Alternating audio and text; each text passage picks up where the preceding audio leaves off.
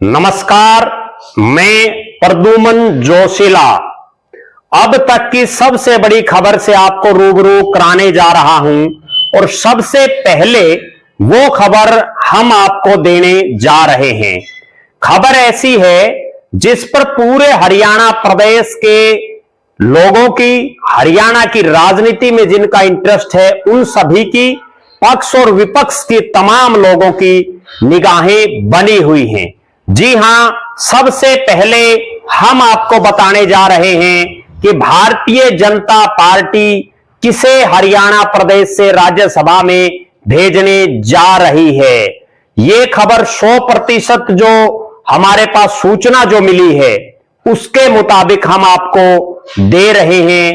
और खबर को आगे देखने से पहले आप हमारे YouTube चैनल को सब्सक्राइब करें, बेल आइकन घंटी का बटन अवश्य दबाएं, वीडियो को ज्यादा से ज्यादा शेयर करें, अपने कमेंट्स अवश्य लिखें।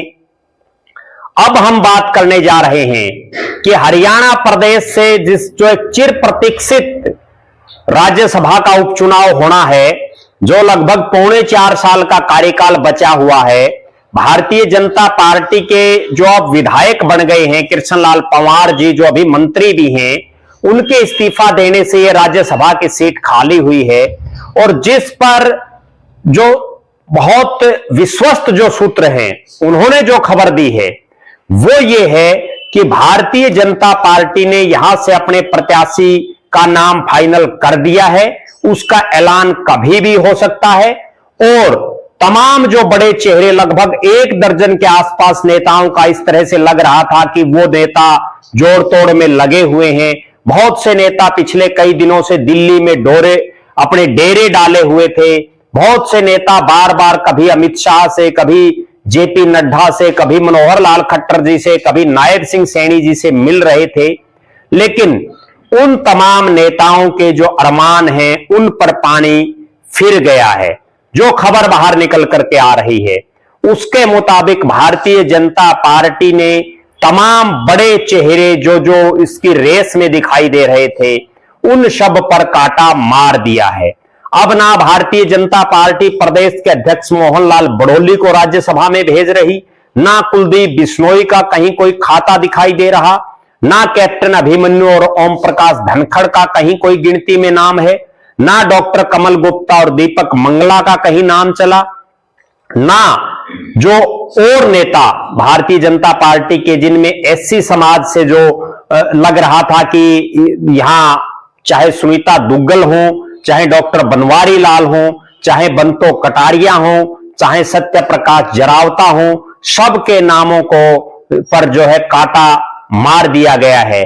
और अब केवल एक नाम जिसकी घोषणा किसी भी समय हो सकती है और वो घोषणा हो विधिवत रूप से, उससे पहले ही हम आपको ये बताने जा रहे हैं कि कौन है वो नेता जिसको मोदी और अमित शाह के साथ देश की संसद में बैठने का मौका मिलने जा रहा है, जो देश के सबसे उच्च सदन जो राज्यसभा है उसका हरियाणा प्रदेश की तरफ से प्रतिनिधित्व करने जा रहा है।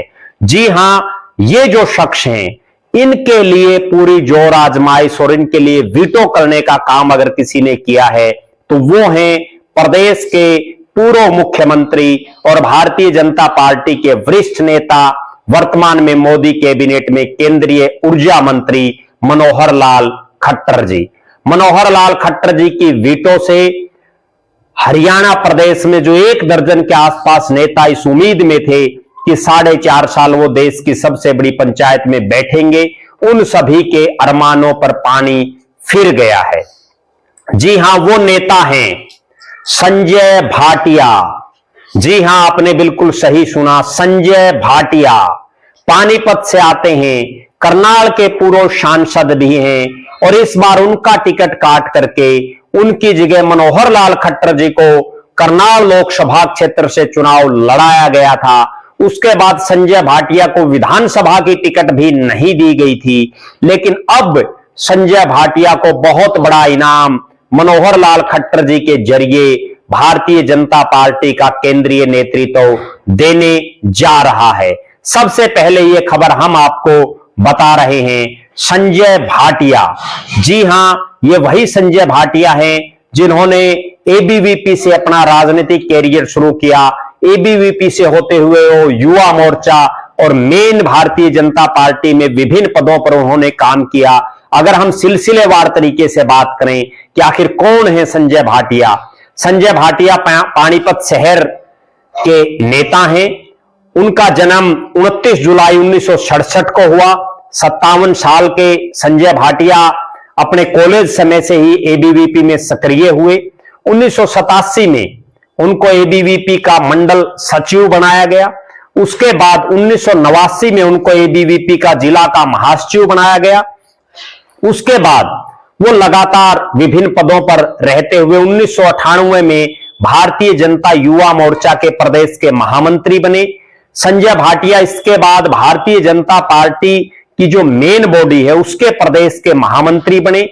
हरियाणा खादी एवं ग्रामोद्योग बोर्ड के वो चेयरमैन रहे और प्रदेश के महामंत्री जब वो थे तब उनको करनाल से भारतीय जनता पार्टी ने लोकसभा का चुनाव लड़ाया। उन्होंने 6.5 लाख वोटों से ज्यादा वोटों के अंतर से कांग्रेस पार्टी के एक ऐसे नेता को चुनाव हराया जिनके परिवार ने, जिनके पिताजी यहां से कई बार सांसद रहे, चिरंजीव लाल शर्मा के बेटे कुलदीप शर्मा को, और वो पूरे देश में जीत के मार्जिन जो है उसमें दूसरे नंबर पर है। पूरे देश में तमाम पार्टियों के जो सांसद जीत करके आए उनमें 6.5 लाख वोटों से वो जीते और हरियाणा प्रदेश के वो सबसे ज्यादा वोटों से जीतने वाले सांसद बने। इससे पहले जो है संजय भाटिया 2005 में पानीपत से चुनाव लड़ा। उन्होंने बीजेपी की टिकट पर वो तीसरे स्थान पर रहे। 2009 में उन्होंने पानीपत शहरी सीट से चुनाव लड़ा और वो फिर हार गए और 2014 में भाटिया साहब का टिकट काट दिया गया। उनकी जगह रोहिता रेवड़ी को टिकट मिली और जिनका टिकट कट गया हो उसके बाद उनको 2019 में लोकसभा का टिकट मिला। वो बम्पर वोटिंग से जीते और जीतने के बाद फिर 2024 में उनका फिर टिकट कट गया। बीच बीच में ये कयास भी हरियाणा प्रदेश की राजनीति में लगते रहे कि संजय भाटिया जिस दिन भी मनोहर लाल खट्टर जी की प्रदेश में मुख्यमंत्री के पद से छुट्टी होगी उस दिन संजय भाटिया मुख्यमंत्री बन सकते हैं, लेकिन ऐसा नहीं हो पाया। उनकी जगह नायब सिंह सैनी ने ले ली और संजय भाटिया जिनको उत्तर प्रदेश में चुनाव में बहुत बड़ी जिम्मेदारी भारतीय जनता पार्टी ने दी, वो नरेंद्र मोदी और अमित शाह के भी नजदीकियों में शामिल हैं, लेकिन उनके लिए इस सीट पर पूरी जोर आजमाइश और जो विटो करने का जो काम एक तरह से किया वो मनोहर लाल खट्टर जी ने किया। और उन्होंने एक तरह से ये भी कह सकते हैं कि जिन संजय भाटिया की सीट पर खट्टर साहब ने चुनाव लड़ा तो उन्होंने उनका वो एहसान भी इस राज्यसभा की सीट पर उनका नाम रख करके उतार दिया है। अब अगर बात करें कि संजय भाटिया एक साधारण परिवार से संबंध रखते हैं, भारतीय जनता पार्टी से राजनीति शुरू की, बीजेपी में ही सदा से रहे, चुनाव भी लड़े, चुनावी राजनीति के साथ साथ उन्होंने संगठन को सींचने का काम किया। अभी उनका भारतीय जनता पार्टी के प्रदेश अध्यक्ष की रेस में भी नाम चल रहा था, लेकिन उससे पहले ही उनको राज्यसभा के रूप में एक बड़ा तोहफा भारतीय जनता पार्टी की जो है भारतीय जनता पार्टी का शीर्ष नेतृत्व उनको देने जा रहा है। अब हम बात करते हैं कि संजय भाटिया को भारतीय जनता पार्टी कभी भी डिक्लेयर कर सकती है। उनको बनाने से बीजेपी को कोई फायदा होगा या नुकसान होगा? संजय भाटिया जिस लोकसभा क्षेत्र से आते हैं वहां भारतीय जनता पार्टी का सिटिंग सांसद है मनोहर लाल खट्टर जी, जो प्रदेश से होकर के अब केंद्र में मंत्री हैं, केंद्र में मोदी जी की सरकार में। दूसरी बात, जिस लोकसभा से वो आते हैं वहां जो 9 विधानसभा क्षेत्र हैं, जिनमें 5 करनाल जिले के, जिनमें करनाल है, घरौंडा है, इंद्री है, असंध है, नीलोखेड़ी है, पांचों जगह भारतीय जनता पार्टी के विधायक वहां हैं। विधानसभा के स्पीकर भी इसी करनाल से आते हैं, घरौंडा से।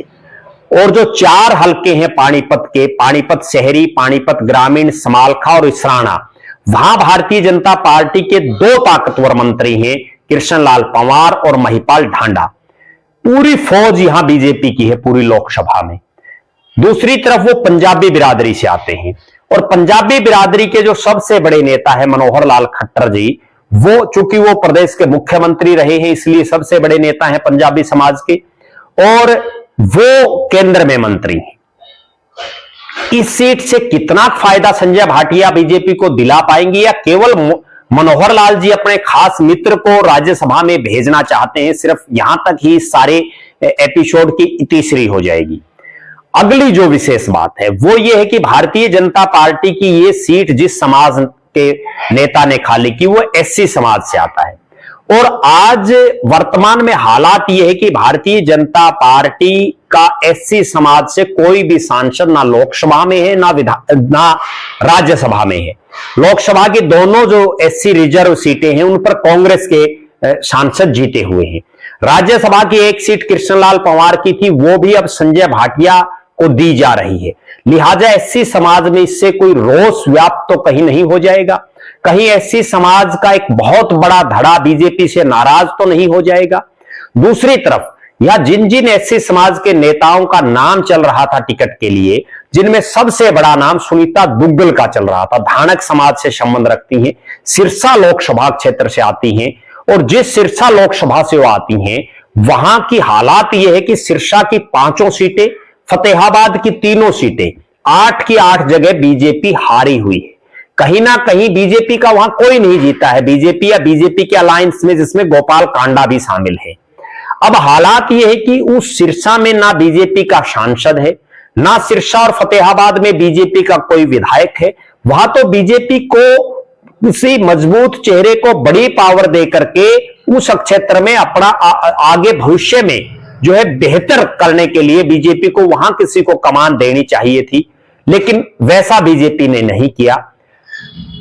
दूसरी तरफ चाहे डॉक्टर बनवारी लाल का नाम चला हो या बंतो कटारिया का नाम चला हो, उस अंबाला लोकसभा में भी कांग्रेस कई सीटों पर जीती है, वहां एमपी भी कांग्रेस का है, तो लिहाजा या तो अंबाला लोकसभा से किसी को देते या जो है सिरसा पार्लियामेंट से किसी को देते, तो वो कांग्रेस जो वो बीजेपी के लिए और बेहतर होता। कहीं ना कहीं उन दोनों सीटों पर जो कमजोरी है उसको दूर करने का ये एक बूस्टअप भारतीय जनता पार्टी को मिल सकता था। दूसरी बात, जो एससी समाज में चमार जाति को भारतीय जनता पार्टी ने जो है चमार जाति से आने वाले कृष्णलाल पंवार को मंत्री बना दिया गया है, वाल्मीकि समाज से आने वाले कृष्ण बेदी को भी मंत्री बना दिया गया है, तो कहीं ना कहीं धानक समाज के भी किसी नेता या नेत्री को, या ओड समाज के किसी नेता या नेत्री को, या डीएससी में अन्य जो जातियां बच गई उनके किसी नेता या नेत्री को भी जरूर प्रतिनिधित्व देना चाहिए था। अब ये तो समय का चक्र बताएगा कि क्या संजय भाटिया जी प्रदेश में घूम घूम करके बीजेपी को मजबूती दिला पाएंगे, या वो भी केवल जैसे और जो राज्यसभा के सदस्य वो अपने अपने इलाके तक सीमित है, वहीं तक वो सीमित रह पाएंगे। इस पर हम अगले एक वीडियो में विश्लेषण करेंगे।